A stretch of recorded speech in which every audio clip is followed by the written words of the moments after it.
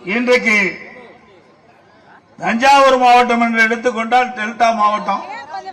Delta மாவட்டத்தில் தான் நெற்களஞ்சியம் என்று அழைக்கக்கூடிய நம்முடைய தமிழ்நாட்டுக்கு மட்டுமல்ல வெளி மாநிலத்துக்கும் உணவை உற்பத்தி செய்து வழங்கக்கூடிய மாவட்டம் இந்த தஞ்சை மாவட்டம். இன்றைக்கு பொன்விளைகின்ற பூமி இந்த தஞ்சை மாவட்டத்தில் டெல்டா மாவட்டம். இன்றைக்கு இந்த மாவட்டம் வறட்சியால் பாதிக்கப்பட்டிருக்கின்றது. இன்றைக்கு ஒவ்வொரு ஆண்டும் ஜூன் 12ஆம் தேதி குறுவை சாகுபடிக்கு இந்த டெல்டா மாவட்ட விவசாயிகளுக்காக தண்ணீர் திறக்கப்படும். இந்த ஆண்டு ஜூன் 12ஆம் தேதி தண்ணீர் திறக்கப்படவில்லை. அதற்கு மேட்டூர் அணையில போதிய நீர் இல்லை என்று இன்றைக்கு இருக்கின்ற அரசு குறிப்பிடுகின்றது. இன்றைக்கு ஆட்சி பொறுப்பேற்றவுடன் இந்த அரசு முழுமையாக இந்த மக்கள் மீது கவனம் செலுத்தி இருந்து நமக்கு கிடைக்க வேண்டிய பங்கு நீரை கர்நாடக அரசிலிருந்து பெற்றிருக்க வேண்டும். ஆனால் அதை செய்யவில்லை. ஆட்சி பொறுப்பேற்றிலிருந்து ரீல் விடுவதா இந்த ஆட்சியுடைய நோக்கமா இருக்குது. இன்னைக்கு விவசாயிகள் பற்றியோ பொதுமக்களை பற்றியோ இந்த அரசு கவலைப்படவில்லை. இன்றைக்கு ஜூன் மாதமே நமக்கு கிடைக்க வேண்டிய நீரை பெற்றிருக்க வேண்டும். ஆனால் இந்த அரசு அதுக்குண்டான முயற்சி எடுக்கவில்லை. அதுக்குண்டான செயல்முறை எது செய்யல.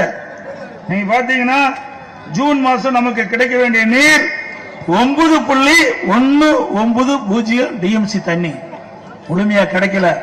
அடுத்த ஜூலை மாசம் கிடைக்க வேண்டிய தண்ணீர் 31.240 அதுவும் கிடைக்கல. ஆகஸ்ட் மாசம் தான் நம்முடைய டெல்டா மாவட்டங்கள் மக்களுக்கு தங்குதடை இல்லாமல் நீர் கிடைப்பதற்கு அதிகமா கர்நாடகத்திலிருந்து தண்ணீர் கிடைக்க வேண்டும். கிட்டத்தட்ட 45.950 டிஎம்சி தண்ணி கொடுக்க வேண்டும். ஆக ஜூன் மாசம் இந்த தமிழக வெற்றி கழக அரசு கர்நாடக அரசோடு தொடர்பு கொண்டு நமக்கு கிடைக்க வேண்டிய நீரை பெறாத காரணத்தாலே டெல்டா இருக்கின்ற நம்முடைய விவசாய குடிமக்கள் குறுவை சாகுபடி முழுமையாக செய்ய முடியல. குறுவை சாகுபடி சுமார் 5.5 லட்சம் ஏக்கர் டெல்டா மாவட்டத்தில் இன்றைக்கு சாகுபடி செய்வாங்க. ஆனா இந்த ஆண்டு நிலத்தடி நீரை நம்பி 2 லட்சம் ஏக்கர் தான் பாசனம் பெறுகின்றது. அது 2 லட்சம் ஏக்கர்லயும் இந்த தமிழக வெற்றி கழக அரசு முழுமையான மும்முனை மின்சாரம் கொடுப்பதில்லை. கிட்டத்தட்ட 16 மணி நேரம் தான் மும்முனை மின்சாரம் கொடுக்கிறாங்க. அதனால அந்த நிலத்தடி நீரை பயன்படுத்தி குறுவை சாகுபடி செய்த விவசாயிகள் முழுமையாக அவருடைய வயலுக்கு நீர் பாய்ச்ச முடியல. இதனால 1 லட்சம் ஏக்கர் இன்றைக்கு காய்ந்து போய்விட்டது. இரண்டாவது நிலத்தடி நீரும் 40 நாள் கழிச்சு குறுவை சாகுபடி செய்து 40 நாள் கழித்து நிலத்தடி நீர் குறைந்து வற்றி விட்டது. இதனால சுமார் 2 லட்சம் ஏக்கர் நிலத்தடி நீரை நம்பி டெல்டா பாசன விவசாயிகள் குறுவை சாகுபடி செஞ்சாங்க. அதுல 1 லட்சம் ஏக்கர் தண்ணீரின்றி கருகி காய்ந்து போய்விட்டது. அதற்கு தேவையான நிவாரணத்தை இந்த அரசு உடனடியாக விடுவிக்க வேண்டும் என்று நாங்கள் சட்டமன்றத்தில் கோரிக்கை வைத்தோம். அறிக்கை வாயிலாக கோரிக்கை வைத்தோம். இங்க இருக்கின்ற 2 சட்டமன்ற உறுப்பினர்கள் அறிவிச்சவர் திரு காமராஜ் அவர்களும் YS மணியன் அவர்களும் கவன ஈர்ப்பு தீர்மானம் கொண்டாந்தாங்க. அதையும் எடுக்கல. இந்த அரசு விவசாயிகளை பற்றி கவலைப்படல.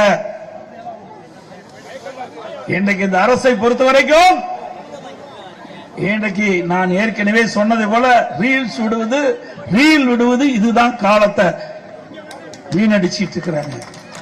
விவசாயப்படுகின்ற துன்பத்தை பற்றி கவலை இல்லை. அவர் படுகின்ற வேதனை பற்றி கவலை இல்லை. இன்றைக்கு 1 லட்சம் ஏக்கர் இன்றைக்கு குறுவை சாகுபடி காய்ந்து அந்த விவசாயி எப்படி துடித்துக் கொண்டிருக்க என்பதை இந்த அரசு கவனிக்க தவறிவிட்டது. இருந்தாலும் அரசுடைய கவனத்திற்கு அனைத்து இந்திய அண்ணா திராவிட முன்னேற்ற கழகம் கொண்டு சென்றது. அதையும் இவர்கள் பொருட்படுத்தவில்லை. இனியாவது இந்த அரசாங்கம் இந்த குறுவை சாகுபடி செய்து இன்றைக்கு தண்ணீரின்றி காய்ந்த அந்த சேதமடைந்த பயிர்கள் எல்லாம் கணக்கிட்டு அந்த விவசாயிகளுக்கு தேவையான நிவாரணத்தை உடனடியாக வழங்க வேண்டும். இரண்டாவது,